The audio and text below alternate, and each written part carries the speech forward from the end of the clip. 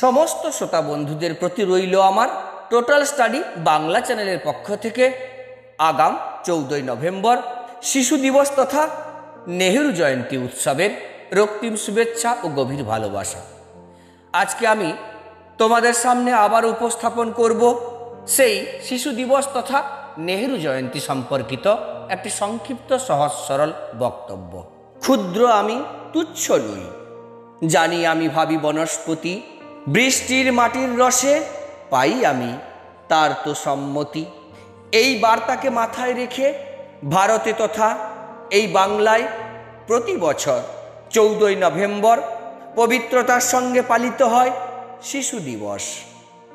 আমাদের বিদ্যাঙ্গনেও সাড়ম্বরে পালিত হচ্ছে শিশু দিবস। এই দিবসের পবিত্র মঞ্চে আমি উপবিষ্ট হয়ে এবং এই দিবস সম্পর্কে কিছু বলতে পেরে আমি নিজেকে ধন্য বলে মনে করি। তাই শুরু করার আগে প্রণাম জানাই জওহরলাল নেহেরুর আবক্ষ মূর্তির পাদপদ্মে।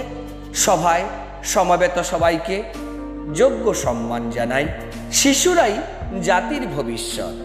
আজকের শিশু একদিন বড় হয়ে জাতীয় জীবনের বৃহত্তর দায়িত্ব পালন করবে। আজকের শিশুই আগামী দিনে জাতির কর্মভার বহন করবে। প্রতিটি শিশুর ভেতরেই সেই স্পৃহা জাগিয়ে তোলার জন্যে সকলকে গুরুত্বের সাথে সচেতন হতে হবে।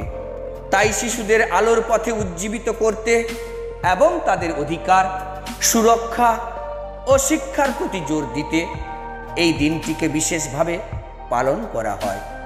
তবে শুধুমাত্র শিশুদের উদ্দেশ্যেই এই দিনটি উদযাপন করা হয় না।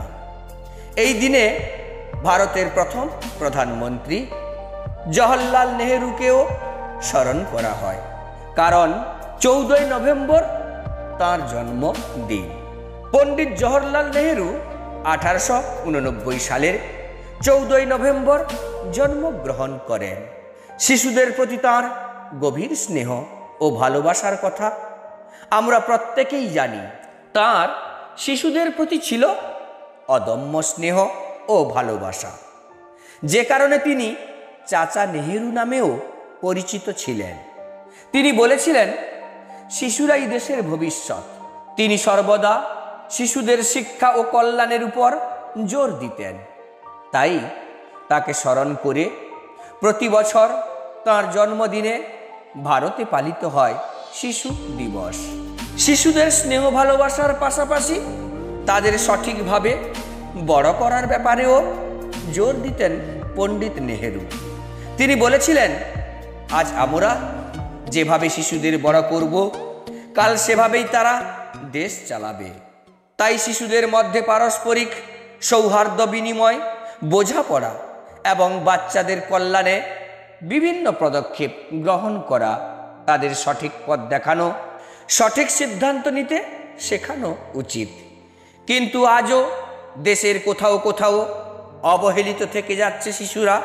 শিশু শ্রমিক হিসেবে ব্যবহার করা হচ্ছে তাদের। হাতে বইয়ের পরিবর্তে তুলে দেওয়া হচ্ছে নানান কাজের সামগ্রী। তাই এই শিশু দিবসে প্রত্যেক শিশুকে স্কুলমুখী করতে হবে, শিক্ষার আলোয় উজ্জ্বল করতে হবে তাদের ভবিষ্যৎ, দেখাতে হবে সঠিক পথ। তবেই সফল হবে শিশু দিবস পালন, সফল হবে পণ্ডিত জওহরলাল নেহেরুর স্বপ্ন। তো শ্রোতা বন্ধুরা, এইভাবে তোমাদের সামনে উপস্থাপন করলাম শিশু দিবস তথা নেহেরু জয়ন্তী সম্পর্কিত সহজ সরল বক্তব্য। অবশ্যই তোমরা এই বক্তব্যখানি ওই দিন, ওই দিবসে, ওই পুণ্য লগ্নে উপস্থাপন করবে। ধন্যবাদ।